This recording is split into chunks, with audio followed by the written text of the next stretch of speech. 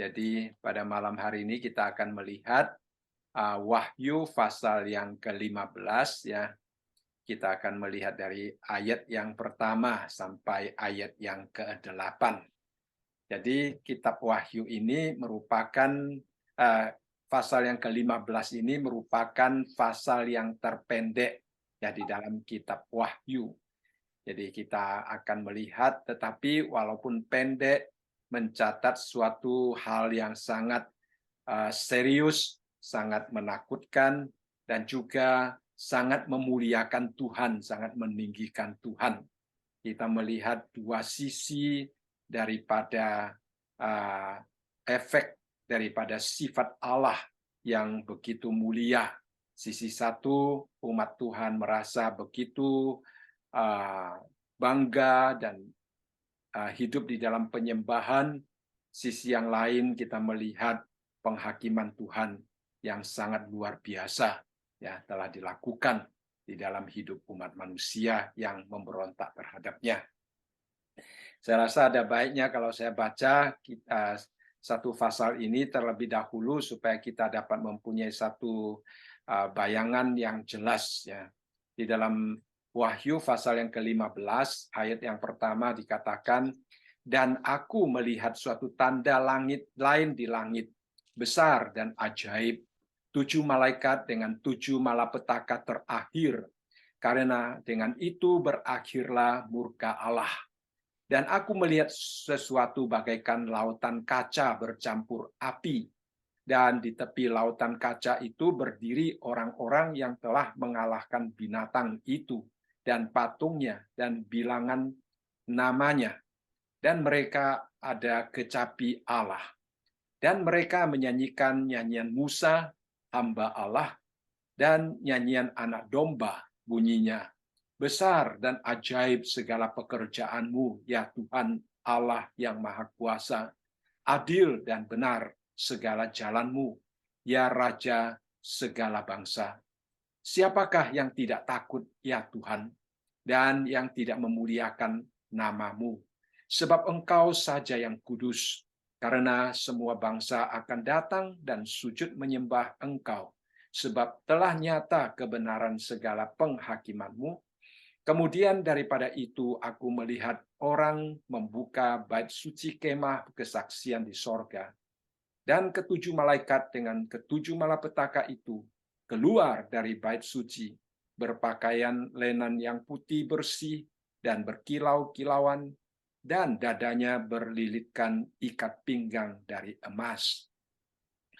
Dan satu dari keempat makhluk itu memberikan kepada ketujuh malaikat itu 7 cawan dari emas yang penuh berisi murka Allah, yaitu Allah yang hidup sampai selama-lamanya. Dan bait suci itu dipenuhi asap karena kemuliaan Allah dan karena kuasanya. Dan seorang pun tidak dapat memasuki bait suci itu sebelum berakhir 7 malapetaka dari ketujuh malaikat itu. Jadi ini adalah satu bagian yang menunjukkan tentang penghakiman Allah yang terakhir ya, sesuatu yang sangat mendebarkan, sesuatu yang sangat menakutkan ya. Nah, kita sudah belajar dari sejak awal, khususnya dari mulai pasal yang ke-6, kita sudah melihat masa sengsara telah mulai, dan saat ini kita memasuki setengah dari kedua daripada masa sengsara, yaitu 3,5 tahun yang kedua daripada masa sengsara yang seringkali kita sebut juga sebagai masa sengsara besar. Ini sangat menakutkan. Karena apa? Karena ini bukan perbuatan manusia, ini juga bukan kekuatan dan kuasa iblis, tetapi ini adalah sesuatu yang dilakukan oleh Allah sendiri. Ya, Allah dengan murkanya ya menyatakan kuasanya di ujung sejarah manusia.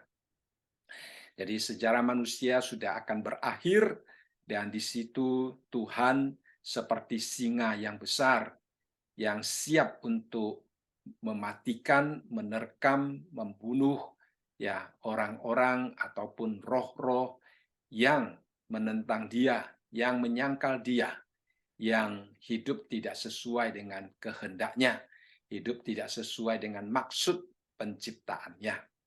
Jadi kita melihat di situ Allah, ya, dia bukan lagi sebagai dia memang menunjukkan kasihnya, tetapi juga menunjukkan keadilannya. Ya, keadilan Allah sangat nyata di dalam wahyu ini. Tetapi kasihnya juga tetap kita lihat sangat jelas di dalam wahyu ini. Jadi kita melihat Allah dari zaman dahulu sudah menunjukkan bahwa Dia adalah Allah yang kudus, Allah yang suci, Allah yang tidak berkenan kepada dosa. Ya, sejak penciptaan manusia dikatakan apa yang Tuhan ciptakan itu baik. Bahkan pada waktu Allah menciptakan manusia, Allah mengatakan itu amat baik. Tetapi apa yang baik menjadi tidak baik sejak Adam dan Hawa jatuh di dalam dosa di Taman Eden. Semuanya berubah. Apa yang baik menjadi sangat buruk, bahkan akan menghadapi penghancuran, ya, kematian yang kekal. Kita juga melihat di zaman Nuh, dosa manusia mencapai puncaknya, sehingga Allah menghancurkan seluruh dunia, ya, kecuali 8 orang, yaitu keluarga Nuh. Dan kita melihat juga di sepanjang sejarah murka Allah secara terus-menerus dinyatakan, ya, karena manusia tidak mau bertobat, karena manusia tidak mau mendengarkan Tuhan. Jadi campur tangan Tuhan itu sangat menakutkan kalau Tuhan datang dengan amarahnya, dengan penghakimannya, ya, seperti yang dikatakan Yesaya di dalam Yesaya pasal yang ke-13 ayat yang ke-9. Sungguh hari Tuhan datang dengan kebengisan, dengan gemas, dan dengan murka yang menyala-nyala untuk membuat bumi menjadi sunyi senyap dan untuk memunahkan daripadanya orang-orang yang berdosa. Jadi itu adalah satu penghakiman daripada Tuhan. Amos juga mengingatkan kita untuk bersiap-siap bertemu dengan Tuhan, ya, untuk menghadap Tuhan yang siap untuk menunjukkan keadilannya melalui penghakimannya. Kemudian kita juga melihat di dalam Yehezkiel pasal yang ke-18 ayat yang ke-4 dikatakan, sungguh semua jiwa aku punya, baik jiwa ayah maupun jiwa anak aku punya, dan orang yang berbuat dosa itu yang harus mati. Jadi Tuhan membedakan siapa yang menjadi miliknya, siapa yang tidak menjadi miliknya, siapa yang akan mendapatkan hidup, siapa yang akan dihukum. Ya, di dalam ayat yang ke-20 dikatakan orang yang berbuat dosa itu yang harus mati. Ya, jadi anak tidak akan turut menanggung kesalahan ayahnya, dan ayah tidak akan turut menanggung kesalahan anaknya. Orang benar akan menerima berkat kebenarannya, dan kefasikan orang fasik akan tertanggung atasnya. Jadi kita melihat di sini dengan sangat jelas, ya, Tuhan akan menghukum orang fasik dan Tuhan akan memberikan kebahagiaan kepada orang yang hidup takut akan Dia. Jadi kita di sepanjang firman Tuhan selalu diingatkan untuk hidup sesuai dengan jalan Tuhan. Ya, supaya kita mendapatkan perkenanan Tuhan dan juga supaya kita mendapatkan kebahagiaan yang sejati di dalam kehidupan setiap kita. Nah, kita juga melihat firman Tuhan mengingatkan kita tentang apa yang engkau tabur, itu yang akan engkau tuai. Ya. Kita melihat Sodom dan Gomora dihancurkan karena apa yang mereka lakukan di hadapan Allah. Jadi kita melihat di sini di dalam Wahyu, ya, suatu penghukuman Allah yang terakhir dikatakan di sini. Ya, ini adalah eskatologi ataupun ilmu tentang akhir zaman, ya, di bagian yang terakhir yang dicatat di dalam kitab Wahyu. Dan kita sudah membaca dari pasal 1 sampai pasal yang ke-14, kita melihat ada satu paradoks yang sangat jelas ya di sini. Mungkin bagi manusia itu sesuatu yang sangat sulit dimengerti. Karena apa? Karena di satu sisi Allah menunjukkan kuasanya, kemuliaannya, dan kekudusannya. Dia menghakimi, dia menghancurkan, dia membunuh orang-orang yang hidup tidak sesuai dengan firman-Nya. Tetapi di lain sisi kita juga melihat Allah berusaha mengutus ya ke 144 saksinya, juga 2 saksinya, juga mengutus begitu banyak orang Kristen, kemudian malaikat ke dalam dunia ini untuk mengingatkan supaya orang tidak masuk ke dalam bagian penderitaan ini. Jadi di satu sisi Allah menghakimi, menghukum orang yang berdosa, di lain sisi Allah berusaha untuk menyelamatkan, ya. Dia berusaha untuk menyelamatkan terus. Dia tidak ingin ada seorang pun yang berada di bawah hukumannya. Jadi kita melihat kasih Allah yang sangat mengagumkan, ya, yang sangat luar biasa. Dia tidak pernah berhenti mengasihi manusia, dan dia tidak akan berhenti karena manusia membenci, menolak dia. Sikap manusia terhadap kasih Allah, ekspresi manusia di dalam hidupnya tidak dapat menghalangi kasih Allah terhadap manusia. Karena kasih Allah itu adalah kasih yang kekal, ya, kasih yang tidak akan berubah, kasih yang tidak akan dipengaruhi oleh dunia luar. Ya, sikap manusia, respon manusia tidak akan mengubahnya. Manusia kadang-kadang kasih manusia itu sangat lemah, sangat terbatas.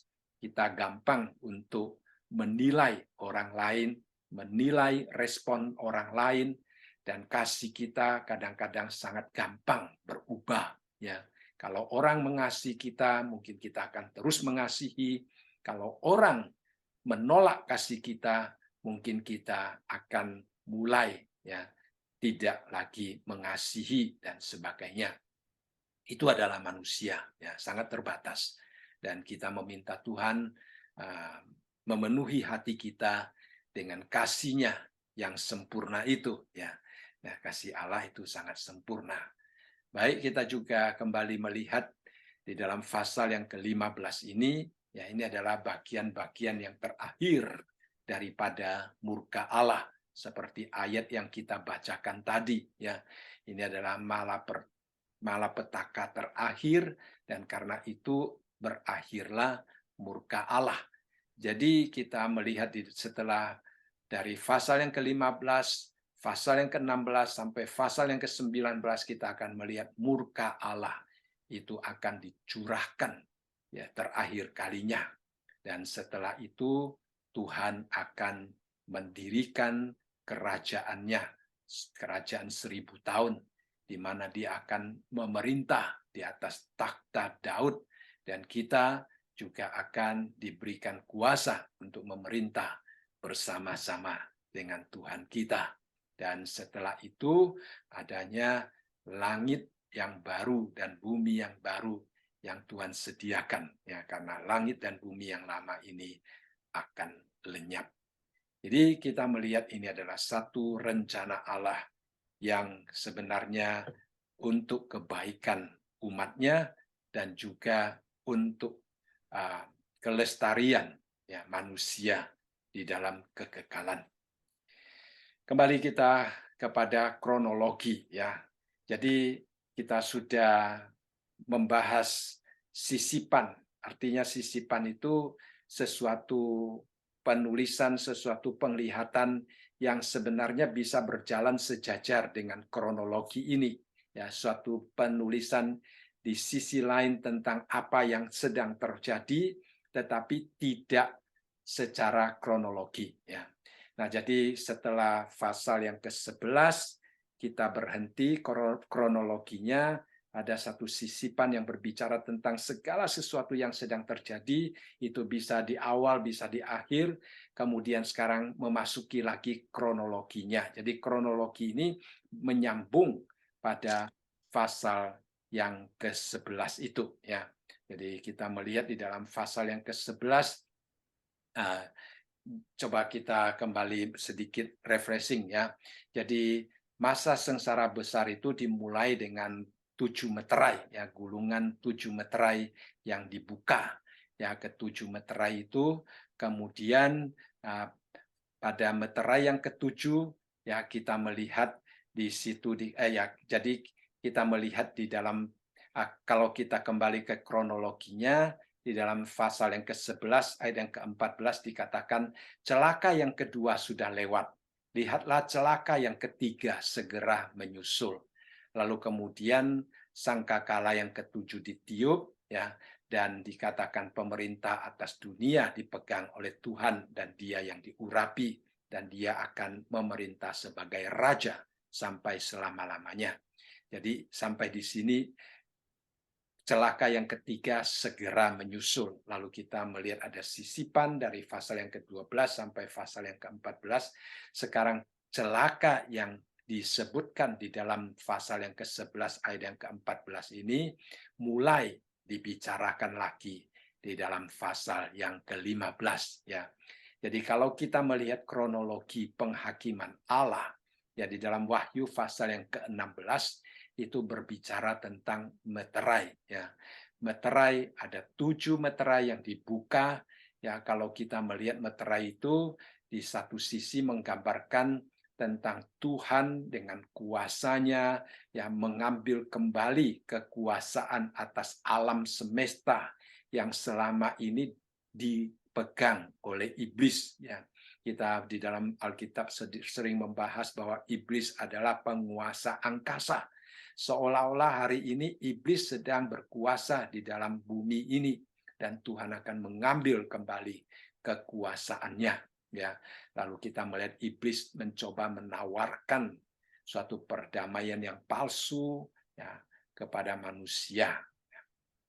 Lalu kemudian setelah pada meterai yang ke-7, pada waktu meterai yang ke-7 itu dibuka, maka isinya adalah sangkakala, ya, sangkakala. Jadi kita melihat ada 7 sangkakala, ya.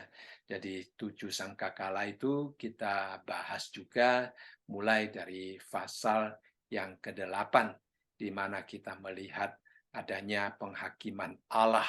Ya, sangkakala yang pertama, pedupaan berisi api ke bumi, menghasilkan guruh dan kilat, dan gempa bumi, dan hujan es, api bercampur darah yang menghancurkan sepertiga dari tumbuh-tumbuhan bumi. Kemudian sangkakala kedua pada waktu ditiup, dikatakan sepertiga laut dihancurkan, gunung api yang jatuh dari langit ke laut, ya. Lalu sangkakala ketiga pada waktu ditiup, sebuah binatang yang meracuni sepertiga dari air bersih yang namanya absintus itu. Lalu kemudian sangkakala yang keempat itu sepertiga binatang, bulan, dan matahari menjadi gelap. Dan kemudian kekacauan di alam semesta semakin meningkat. Kemudian sangkakala yang kelima kita melihat bahwa pasukan-pasukan iblis yang ada di dalam neraka itu dilepaskan untuk menyiksa manusia. Ya, keenam pada waktu ditiup kita melihat sepertiga bumi meninggal dan juga api dan asap dan belerang itu merajalela.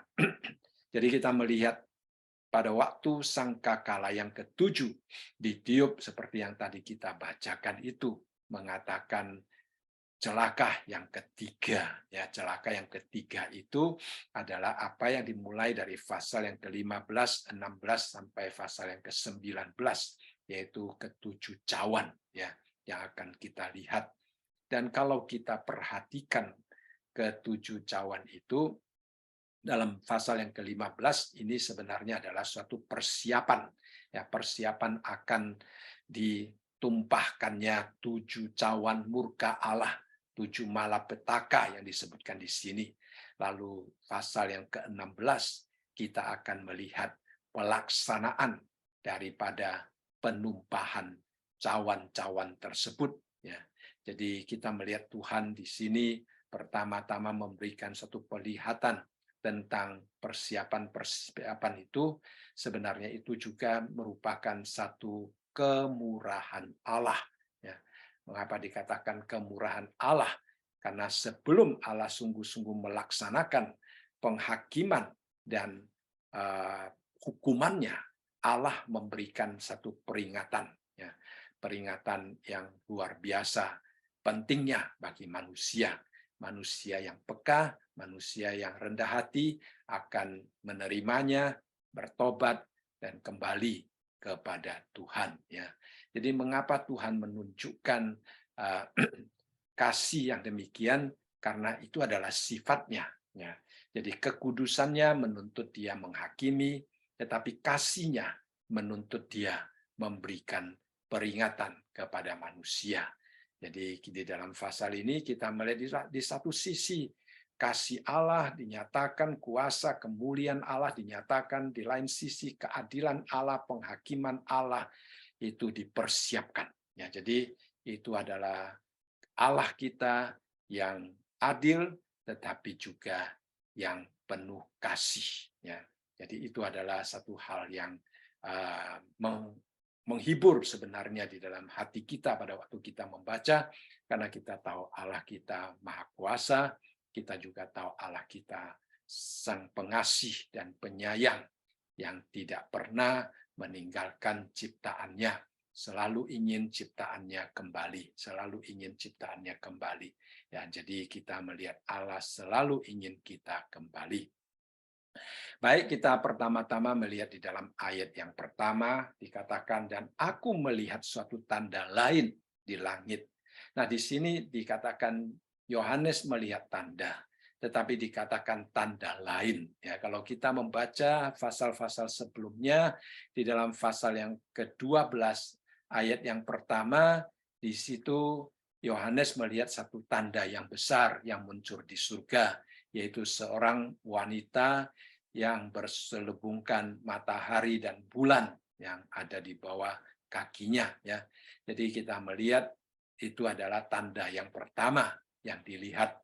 Kemudian ada tanda lagi di dalam pasal yang ke-12 ayat yang ketiga, yaitu tanda lain yang keluar dari langit, yaitu dia melihat seekor naga. Ya, jadi kita melihat di situ adalah tanda yang kedua. Dan sekarang dia melihat suatu tanda yang lain lagi, ya. Jadi sebenarnya ini sudah yang ketiga kali ya tanda. Itulah sebabnya dipakai istilah yang lain, ya. Jadi dan aku melihat suatu tanda lain di langit. Lalu dikatakan tanda itu besar dan ajaib, ya. Nah, istilah besar dan ajaib itu sebenarnya merupakan sesuatu yang sangat hebat, sesuatu yang sangat luar biasa, ya, sesuatu yang tidak biasa, ya, sesuatu yang sangat menakjubkan, ya. Istilah thaumazo itu adalah sesuatu yang membuat manusia kaget, ya, membuat manusia itu terkejut, membuat manusia itu takjub, ya, karena itu adalah sesuatu yang sungguh-sungguh luar biasa yang dilihat oleh Yohanes di sini, ya. Jadi tanda ini adalah sesuatu tanda yang menakjubkan, ya, membuat manusia menjadi takut kalau melihatnya. Nah, tanda itu apa? Dikatakan 7 malaikat dengan 7 malapetaka terakhir, ya. Jadi di sini kita melihat para malaikat, ya. Kita sering berjumpa dengan malaikat-malaikat yang ada di dalam kitab Wahyu. Kita juga melihat pasal sebelumnya, malaikat itu diutus oleh Tuhan untuk menyampaikan Injil yang kekal, untuk memberikan peringatan-peringatan supaya manusia bertobat, untuk memberikan peringatan bahwa murka Allah, ya, kalau mereka tidak bertobat, mereka akan meminum dari cawan murka Allah. Jadi malaikat itu adalah utusan Allah yang melayani orang-orang percaya dan juga yang memberikan peringatan kepada orang-orang yang tidak percaya. Tetapi di sini kita melihat malaikat yang mempunyai kekuasaan, kekuatan ya untuk menurunkan, membawakan malapetaka ke dalam dunia ini. Nah, malapetaka di sini sebenarnya adalah sesuatu yang mematikan ya. Kalau bahasa aslinya itu mempunyai pengertian cambukan, yaitu pukulan ya. Sesuatu pukulan yang menghancurkan, suatu pukulan yang mematikan. Nah, di dalam bahasa Indonesia diterjemahkan sebagai malapetaka. Ya, karena memang mendatangkan sesuatu akibat yang sangat buruk di dalam dunia, di dalam hidup manusia yang tidak taat kepada Allah. Dan di sini perhatikan dikatakan terakhir ya. Berarti ini merupakan satu kronologi, bukan pengulangan dari yang sudah-sudah. Jadi meterai itu mempunyai penghakiman Tuhan, sangkakala juga mempunyai ciri khas penghakiman Tuhan, dan sekarang 7 cawan, ya 7 malapetaka terakhir, ini merupakan bagian yang terakhir. Dan ini menghibur, karena apa? Karena dikatakan, karena dengan itu, dengan apa? Dengan ketujuh malapetaka itu, setelah ketujuh malapetaka itu berakhir, maka berakhirlah murka Allah.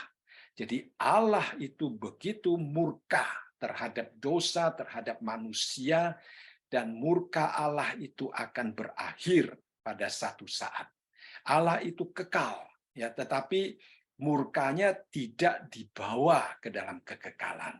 Murkanya akan stop pada satu saat, di mana dan kapan murka Allah itu akan berhenti, yaitu pada waktu setelah 7 malapetaka yang terakhir ini berakhir. Ya, jadi itu adalah satu penghiburan ya, karena Tuhan tidak akan murka ya untuk selamanya seperti eksistensinya sebagai Allah yang kekal.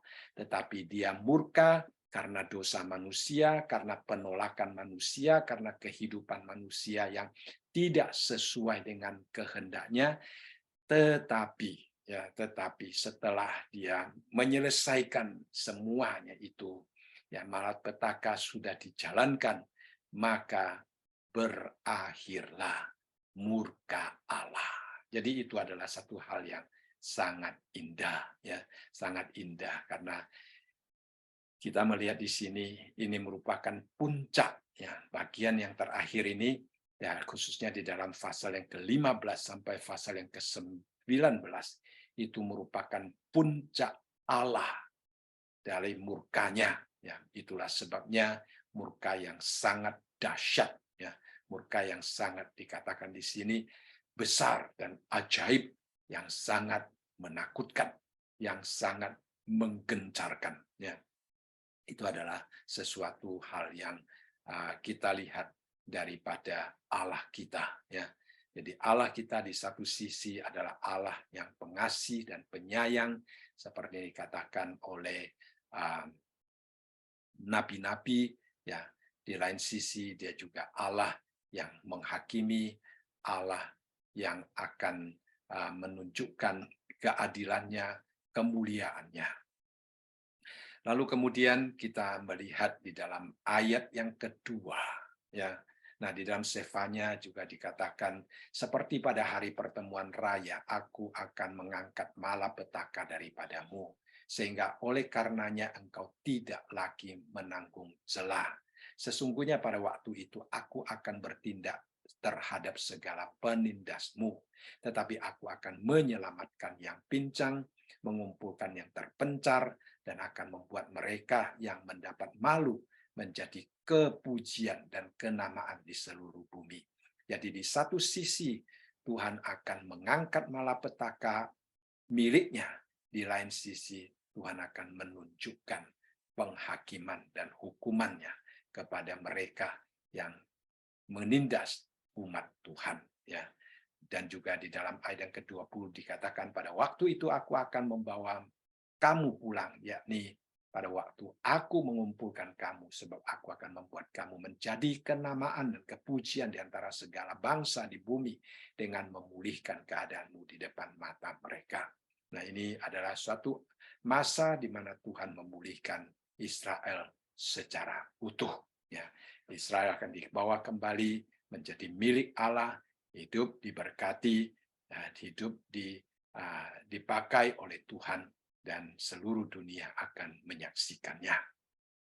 Hari ini sepertinya Israel dimusuhi di sana-sini, tetapi masanya akan tiba di mana Tuhan akan membawa mereka kembali ke posisi yang telah Tuhan janjikan kepada Abraham, Ishak, dan Yakub.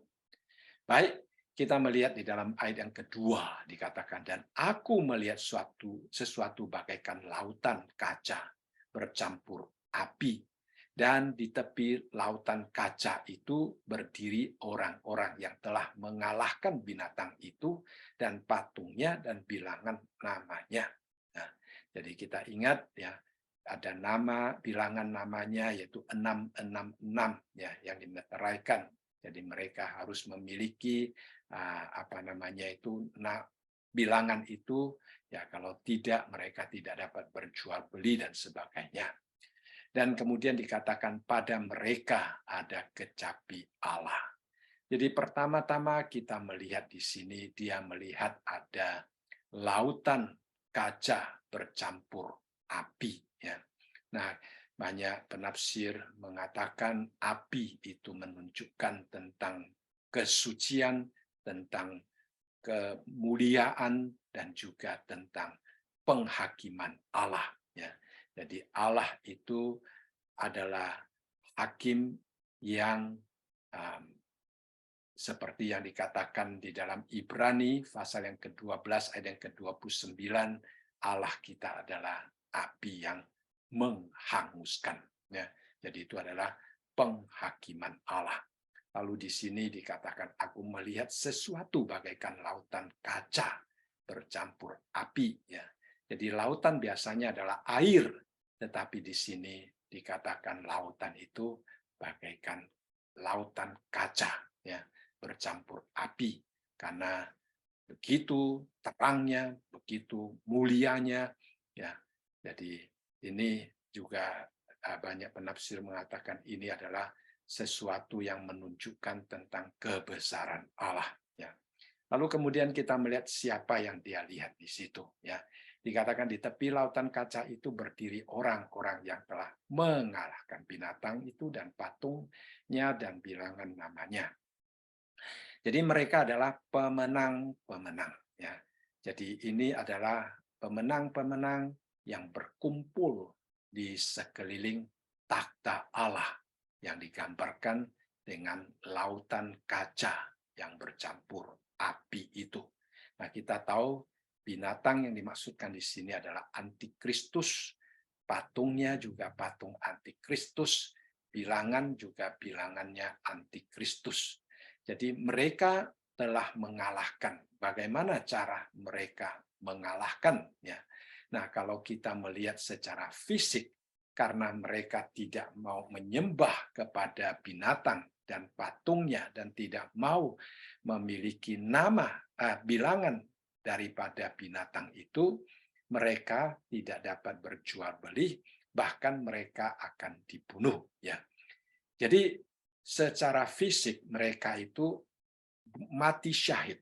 Ya, secara fisik mereka itu mati syahid karena mereka dibunuh, sehingga mereka kembali ke surga dan mereka berada di sekeliling, ya, di sekitar, di tepi dikatakan lautan kaca itu. Jadi mereka sudah kembali ke hadapan takhta Allah. Secara fisik mereka dibunuh, tetapi secara rohani di sini dengan sangat jelas menunjukkan kepada kita bahwa mereka ini adalah pemenang, ya. Jadi binatang itu sangat jahat, ya, sangat menakutkan seperti yang dikatakan di dalam pasal yang ke-13, bahwa dia membuka mulutnya untuk menghujat Tuhan, menghujat nama Tuhan, menghujat bait Allah, ya, dan menghujat mereka yang diam di surga. Ya. Secara fisik memang mereka dikatakan mati syahid, ya, seolah-olah dikalahkan. Nah, kalau kita melihat memang hampir sama dengan apa yang dialami oleh Tuhan Yesus, ya. Karena pada waktu Tuhan Yesus dia berada di kayu salib, manusia mungkin menganggap dia itu telah dikalahkan, ya, yaitu lemah. Akan tetapi kita juga melihat Tuhan Yesus justru mengalahkan maut, mengalahkan sengat maut, ya. Jadi di sini orang-orang yang berdiri di situ dikatakan mengalahkan binatang, walaupun secara fisik mereka dibunuh oleh binatang, tetapi secara rohani mereka mengalahkan binatang itu. Ya. Lalu kemudian dikatakan pada mereka ada kecapi, ya, ada satu pujian di hadapan Tuhan, ya, pujian-pujian yang mereka sampaikan kepada Tuhan. Ya, itu adalah sesuatu pujian tentang kemenangan.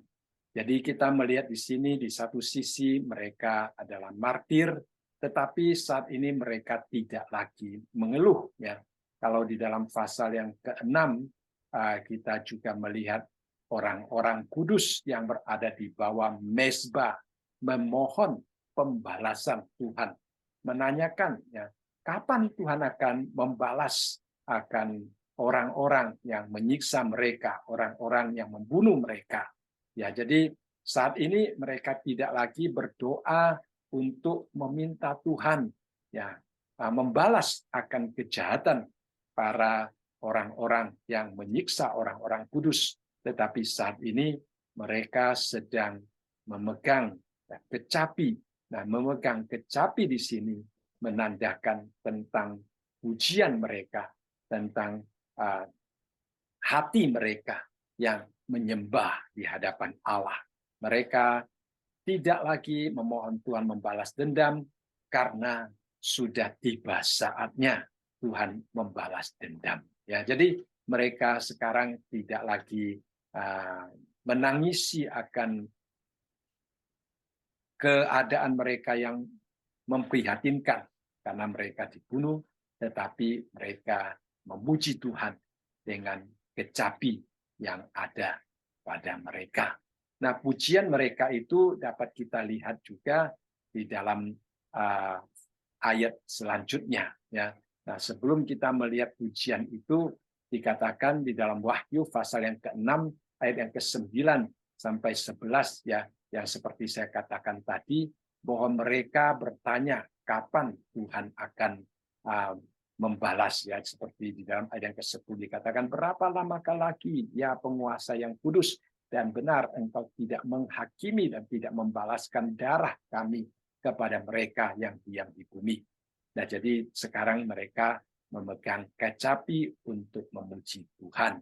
Lalu kemudian pujian mereka itu dapat kita lihat di dalam ayat yang ketiga dan ayat yang keempat. Ya, dikatakan di sini, dan mereka, yaitu mereka yang memegang kecapi itu, menyanyikan nyanyian Musa dan nyanyian anak domba. Di sini dikatakan Musa itu adalah hamba Allah. Ya.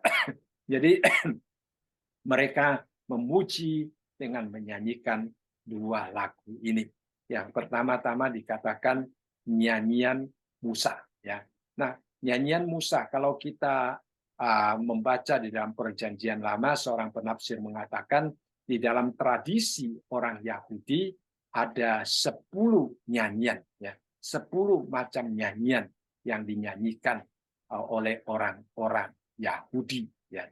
Lalu orang-orang yang ditebus ini menyanyikan nyanyian Musa. Ya. Nah, nyanyian Musa, kalau kita mau melihat apa yang dinyanyikan oleh Musa, Musa menyanyi 2 kali. Ya, kalau kita melihat daripada Alkitab, yang pertama di dalam Keluaran pasal yang ke-15, Ya di situ Musa memuji Tuhan ya karena Tuhan sudah melindungi mereka daripada orang-orang Mesir. Ya kita tahu setelah Musa memimpin orang Israel keluar dari Mesir, lalu kemudian Firaun menyesal, kemudian mengutus tentara untuk mengejar orang-orang Israel. Dan kemudian di Laut Merah situ kita melihat orang Israel melewati Laut Merah dengan sejahtera, tetapi musuh-musuh mereka, yaitu tentara-tentara Mesir yang mengejar mereka, akhirnya semuanya mati tenggelam di dalam Lautan Merah itu. Ya. Jadi kita melihat setelah itu Musa memuji Tuhan di dalam pasal yang ke-15. Kemudian juga di dalam Ulangan pasal yang ke-32 dikatakan Musa juga menyanyi memuji Tuhan. Ya. Nah kalau kita ingin mengetahui nyanyian Musa, ya saya bacakan di dalam pasal yang ke-15 daripada Keluaran dikatakan, pada waktu itu Musa bersama-sama dengan orang Israel menyanyikan nyanyian ini bagi Tuhan yang berbunyi, baiklah aku menyanyi bagi Tuhan sebab ia tinggi luhur. Kuda dan penunggangnya dilemparnya ke dalam laut. Tuhan itu kekuatanku dan mazmurku. Ia telah menjadi keselamatanku. Ia Allahku, kupuji dia. Ia Allah Bapakku, kuluhurkan dia. Tuhan itu pahlawan perang. Tuhan itulah namanya. Kereta Firaun dan pasukan dibuang ke dalam laut. Para perwiranya yang pilihan dibenamkan ke dalam laut teberau. Samudera raya menutupi mereka. Ke air yang dalam mereka tenggelam seperti batu. Tangan kananmu Tuhan mulia karena kekuasaan. Tangan kananmu Tuhan menghancurkan musuh. Dengan keluhuranmu yang besar engkau meruntuhkan siapa yang bangkit menentang engkau. Engkau melepaskan api murkamu yang memakan mereka sebagai tunggul gandum. Karena nafas hidungmu segala air naik bertimbun-timbun, segala aliran berdiri tegak seperti bendungan. Air bah membeku di tengah-tengah laut. Kata musuh, aku akan mengejar, aku mencapai mereka dan membagi-bagikan jarahan nafsuku dan kulampiaskan kepada mereka akan kuhunus pedangku, tanganku akan melenyapkan mereka. Engkau meniup dengan taufanmu, laut pun menutupi mereka sebagai timah. Mereka tenggelam dalam air hebat. Jadi kita melihat pujian yang luar biasa. Ya, lalu dikatakan, siapakah yang seperti engkau di antara para Allah, ya Tuhan? Siapakah seperti engkau? Mulia karena kekudusanmu. Menakutkan karena perbuatanmu yang masyhur. Engkau pembuat ajaib. Engkau mengulurkan tangan kananmu, bumi pun menelan mereka. Dengan kasih setiamu, engkau menuntun umat yang telah kau tebus. Dengan kekuatanmu, engkau membimbingnya ke tempat kediamanmu yang kudus. Jadi dari sini kita dapat melihat Musa, dia memuji Tuhan. Ya. Lalu di dalam ayat yang ke-17 dikatakan, engkau membawa mereka dan kau cangkokkan mereka di atas gunung milikmu sendiri. Di tempat yang telah kau buat kediamanmu, ya Tuhan. Di tempat kudus yang didirikan tanganmu, ya Tuhan. Tuhan memerintah kekal selama-lamanya. Jadi ini adalah pujian yang disampaikan oleh Musa di dalam Keluaran pasal yang ke-15. Di situ kita melihat Musa adalah seorang pemimpin yang dipakai oleh Tuhan dengan sangat luar biasa. Ya.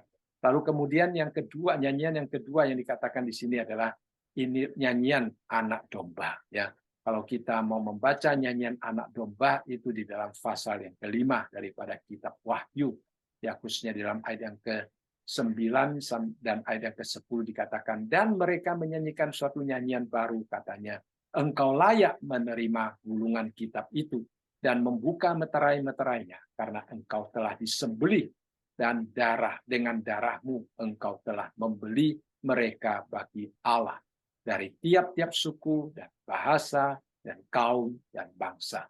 Dan engkau telah membuat mereka menjadi suatu kerajaan dan menjadi imam-imam bagi Allah kita. Dan mereka akan memerintah sebagai raja di bumi. Jadi ini adalah satu pujian terhadap anak domba. Ya. Lalu di dalam ayat yang ke-12 juga dikatakan, anak domba yang disembelih itu layak untuk menerima kuasa dan kekayaan dan hikmat dan kekuatan dan hormat dan kemuliaan dan puji-pujian. Ya, jadi itu adalah suatu penyembahan, puji-pujian anak domba ya disampaikan kepada anak domba. Jadi kita melihat dua puji-pujian yang dirangkum di dalam ayat yang ketiga dan ayat yang keempat ini. Pertama-tama dia katakan, besar dan ajaib segala pekerjaanmu, ya Tuhan Allah. Ya, jadi di sini kita melihat dia menyebut Tuhan itu sebagai raja, ya, sebagai yang maha kuasa. Ya. Jadi dia katakan karakter Allah yang begitu luar biasa, ya, besar dan mulia. Ya. Kemudian dikatakan dia yang maha kuasa, ya, adil dan benar segala jalanmu, ya Allah segala bangsa. Ya, jadi di sini kita melihat menunjukkan bahwa Tuhan kita adalah Tuhan yang maha kuasa. Dia tadi adalah sang pencipta karena ajaib segala pekerjaannya. Ya, lalu di sini dikatakan dia adalah raja yang berkuasa atas alam semesta ini. Lalu di dalam ayat yang keempat dikatakan, siapa yang tidak takut ya Tuhan, dan yang tidak memuliakan namamu. Jadi dari sini kita melihat tentang Tuhan akan disembah di seluruh dunia. Ya, tidak ada lidah yang tidak mengaku sebagai Tuhan pada waktu Tuhan Yesus datang kembali, dan tidak ada lutut yang tidak bertelut di hadapan Tuhan. Semua lutut, semua manusia akan bersujud dan menyembah di hadapan Tuhan. Ya, jadi dia akan ditakuti, dia akan dimuliakan, dia layak menerima segala hormat dan kemuliaan karena dia adalah Allah sang pencipta, karena dia adalah raja yang maha kuasa. Ya. Lalu kemudian dikatakan, sebab engkau saja yang kudus, karena semua bangsa akan datang dan sujud menyembah engkau. Ya, jadi kita melihat di sini Allah yang kudus. Ini sekali lagi menunjukkan tentang karakternya, mengingatkan kita tentang Yesaya pada waktu mendapatkan penglihatan, dia melihat adanya serafim yang berterbangan, yang menyembah Tuhan dengan berseru, kudus, kudus, kuduslah Tuhan. Ya, jadi Tuhan kita adalah Tuhan yang kudus. Dia bertakhta di atas surga yang mulia. Dia adalah Tuhan yang kudus. Dia adalah Tuhan yang kudus, sehingga dikatakan di sini, maka semua makhluk ciptaannya, semua bangsa yang akan datang dan menyembah Tuhan. Nah, hari ini hal ini belum terjadi. Karena apa? Karena banyak manusia yang masih tidak mengenal Tuhan, bahkan tidak mau mengenal Tuhan, mengeraskan hati, mengeraskan kepala. Ya, jadi mereka tidak mau menyembah kepada Tuhan. Tetapi satu hari nanti dikatakan, karena kekudusan Tuhan, semua bangsa akan datang dan sujud menyembah Tuhan. Ya, jadi itu adalah sesuatu yang sangat indah, ya, pujian-pujian tentang kebesaran Tuhan. Ya. Lalu dikatakan, sebab telah nyata kebenaran segala penghakiman-Mu. Hari ini kita ingin mendapatkan penghakiman yang adil seperti Allah. Itu mungkin sangat sulit. Ya. Kita melihat seringkali pengadilan disalahgunakan, ya, hukum disalahgunakan. Ya, manusia kadang-kadang yang tidak bersalah disalahkan, yang bersalah tidak disalahkan, ya, karena hukum kadang-kadang bisa dipermainkan, ya, disalahgunakan. Tetapi Tuhan kita adalah Tuhan yang kudus, Habakuk mengatakan, matamu terlalu suci untuk melihat kejahatan dan engkau tidak dapat memandang kelaliman. Jadi dia adalah hakim yang menghakimi sesuai dengan kebenarannya, ya, sesuai dengan kebenarannya. Siapa yang patut menerima kasihnya, dia akan menunjukkan kasihnya. Tetapi siapa yang patut menerima hukumannya, dia akan menunjukkan hukumannya. Jadi ini adalah pujian mereka yang sungguh-sungguh mengalami ya apa yang telah Tuhan lakukan di dalam kehidupan mereka, karena mereka terlepas daripada kejahatan-kejahatan yang dilakukan oleh si jahat itu, ya, kejahatan yang dilakukan oleh iblis atau binatang antikristus, ya. Mereka menang atas kejahatan itu, sehingga kita melihat di sini ya mereka boleh memuji Tuhan. Jadi pujian ini walaupun dikutip daripada nyanyian Musa dan nyanyian anak domba, akan tetapi itu merupakan satu ekspresi hati mereka karena pengalaman mereka yang luar biasa, pemeliharaan Allah yang luar biasa di masa sengsara besar itu. Kalau bukan karena apa yang disebutkan di dalam ayat ini tentang pekerjaan Allah, tentang jalan Tuhan, tentang kemahakuasaan Tuhan, tentang kemuliaan Tuhan, tentang keadilan Tuhan, maka mungkin mereka tidak akan dapat mengalahkan binatang, yaitu antikristus itu. Mereka dapat mengalahkan semata-mata karena mereka mengandalkan ya pertolongan daripada Tuhan. Itulah sebabnya mereka menyanyi, memuji Tuhan. Kemudian di dalam ayat yang kelima dikatakan, kemudian daripada itu aku melihat orang membuka bait suci kemah kesaksian di surga. Nah, kembali lagi dikatakan di sini, kemah kesaksian itu ada di surga. Nah, istilah kemah kesaksian, ya, karena itu adalah tempat di mana tabut perjanjian Allah disimpan, ya.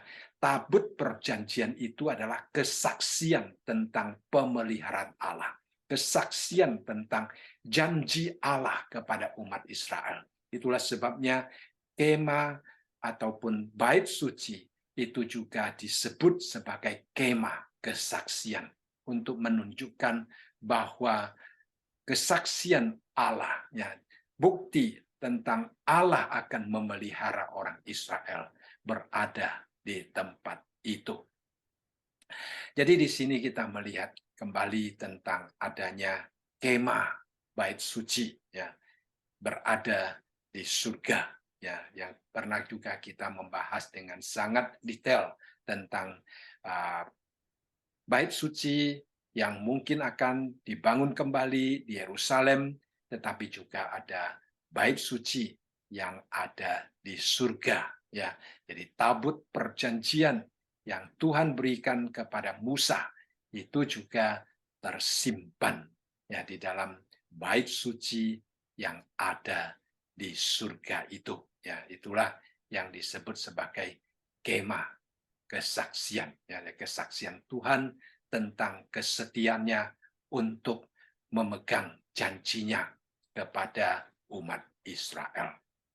Ya, kalau kita mau melihat dengan detail tentang kemah suci, tentang di mana ditempatkan tabut perjanjian, kita dapat kembali kepada bilangan ya pasal yang ke-10, ya, kita dapat melihat bagaimana Tuhan ya dengan petunjuk-petunjuk yang sangat jelas memberikan perintah kepada Musa untuk membangun bait suci sesuai dengan bait suci surgawi, ya. Jadi itu adalah sesuatu yang Tuhan telah tunjukkan kepada mereka, ya. Kita tahu bait suci itu adalah ada pekarangan di luar, ada bait sucinya, ya, bagian yang kudus dan bagian yang maha kudus, ya. Itu adalah tempat di mana bagian yang Maha Kudus, tempat di mana loh batu, ya, tabut perjanjian itu disimpan di situ, ya, kemah kesaksian ini. Jadi kita melihat di sini, aku melihat orang membuka bait suci kemah kesaksian di surga, ya. Jadi sekarang ini kita tidak dapat melihat, ya. Yohanes hanya di dalam penglihatan itu ditunjukkan terlebih dahulu oleh Tuhan. Dan nanti pada masa sengsara besar, ingat kita sudah diangkat ke surga, ya, kita tidak ada di dalam dunia ini lagi. Jadi kita melihat di situ dikatakan kita pada waktu itu akan melihat bagaimana bait suci yang ada di surga itu akan dibukakan. Ya. Kemudian di dalam ayat yang ke-6 dikatakan, dan ketujuh malaikat dan dengan ketujuh malapetaka itu keluar dari bait suci itu. Jadi bait suci itu dibuka, malaikat yang membawa ketujuh malapetaka itu keluar dari bait suci itu. Dan dikatakan mereka berpakaian lenan yang putih bersih dan berkilau-kilauan, dan dadanya berlilitkan ikat pinggang dari emas. Itu adalah sesuatu yang sangat indah, sangat bersih, bersinar, bercahaya, cemerlang, mempesona. Itu menunjukkan tentang kesucian dan kemurnian mereka, menunjukkan tentang ketaatan mereka. Mereka adalah malaikat-malaikat yang taat. Kita tahu ada malaikat-malaikat yang tidak taat, malaikat-malaikat yang dibuang. Ya, kita melihat di sini mereka adalah malaikat-malaikat yang taat kepada Allah, sehingga mereka menunjukkan tentang kesucian, kecermelangan mereka, ya, sesuatu yang sangat luar biasa. Ya. Lalu kemudian di dalam ayat yang ke-7, ya, dikatakan, dan satu dari keempat makhluk itu memberikan kepada ketujuh malaikat itu 7 cawan dari emas yang penuh berisi murka Allah. Ya, nah, nanti pasal yang ke-16 kita akan mulai melihat bagaimana cawan, ya, tentang murka Allah, malapetaka itu akan mulai dituangkan. Ya, jadi murka Allah, Allah di sini dijelaskan sebagai Allah yang hidup sampai selama-lamanya. Jadi dikatakan di sini satu dari keempat makhluk itu. Nah, keempat makhluk hidup itu adalah kerub yang sudah pernah kita bahas di dalam Wahyu pasal yang keempat dan yang kelima. Ya, kita hari ini tidak akan banyak menyinggung mereka. Nah, di situ mereka mempunyai tugas yang khusus. Nah, dari sini kita melihat mereka kembali ditugaskan untuk memberikan kepada ketujuh malaikat itu cawan dari emas, ya, cawan dari emas, yaitu sesuatu yang Tuhan berikan untuk dituangkan. Jadi nanti kita akan melihat detailnya pada pasal-pasal selanjutnya.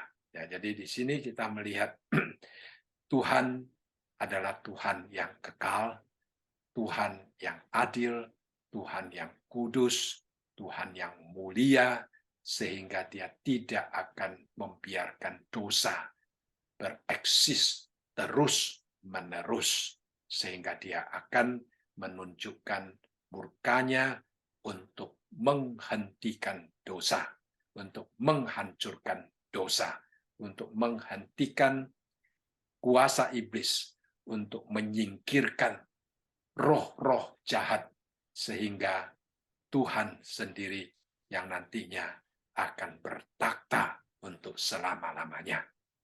Jadi ini adalah rencana Allah untuk membawa kedamaian, kesempurnaan, sukacita yang sempurna kepada umat yang menyembah Dia. Ya, itu adalah satu rencana yang indah, janji yang indah yang akan kita lihat pada waktu sejarah manusia menuju kepada akhirnya. Ya, jadi kita saat ini masih belum melihat hal demikian terjadi.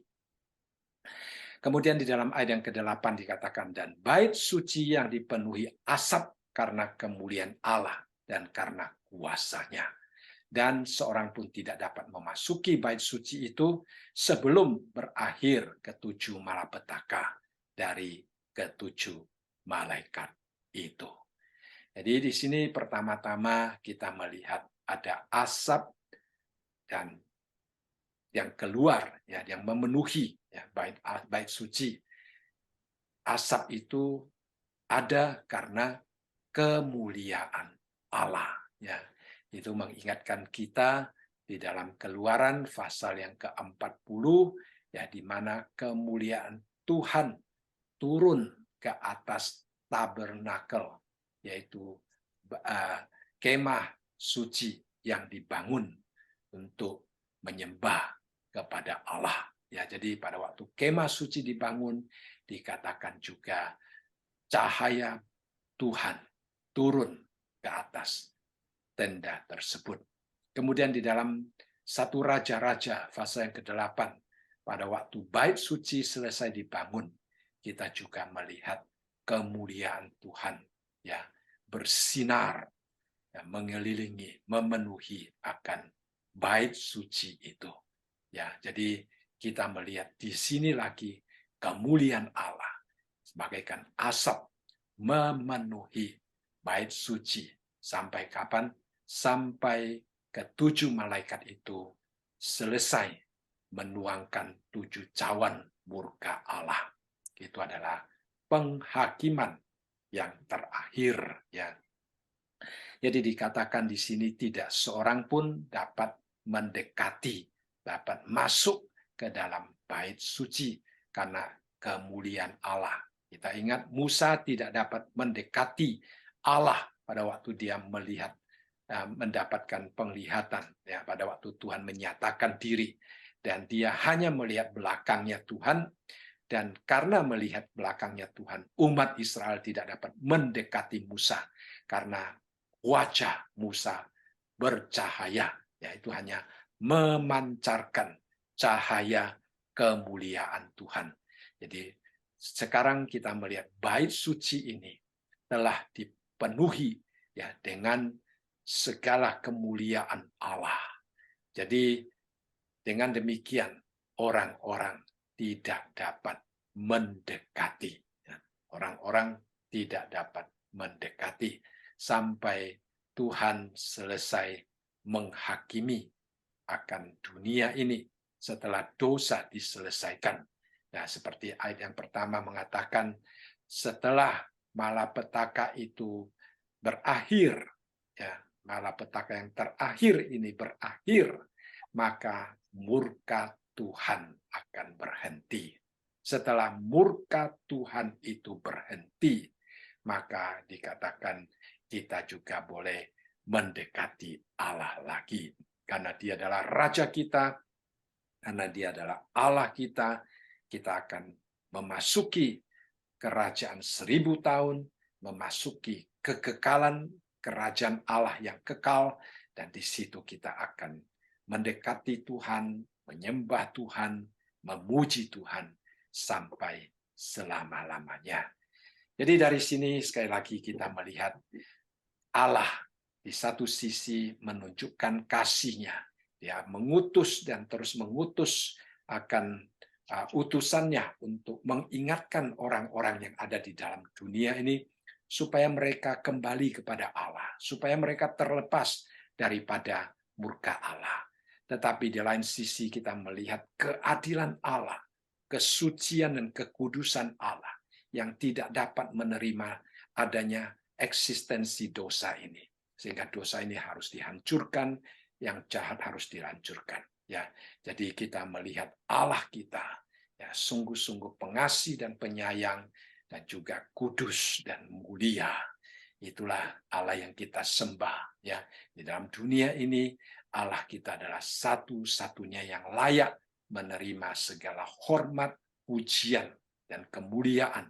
yang disampaikan oleh manusia, karena hanya Dialah yang mulia, kudus, dan layak menerima pujian itu.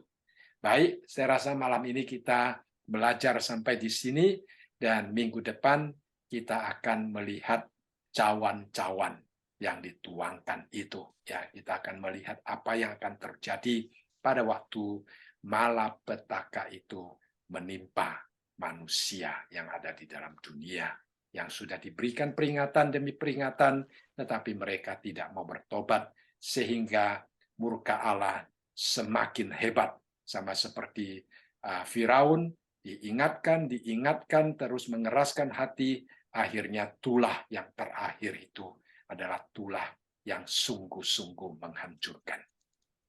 Itulah Tuhan kita, mengasihi manusia, memberikan kesempatan, tetapi kekudusannya tidak mengizinkan dia menerima kelaliman dan dosa. Ya, dikatakan mata Tuhan tidak dapat melihat kelaliman dan dosa. Itulah Tuhan kita. Mari kita sekali lagi masuk di dalam doa.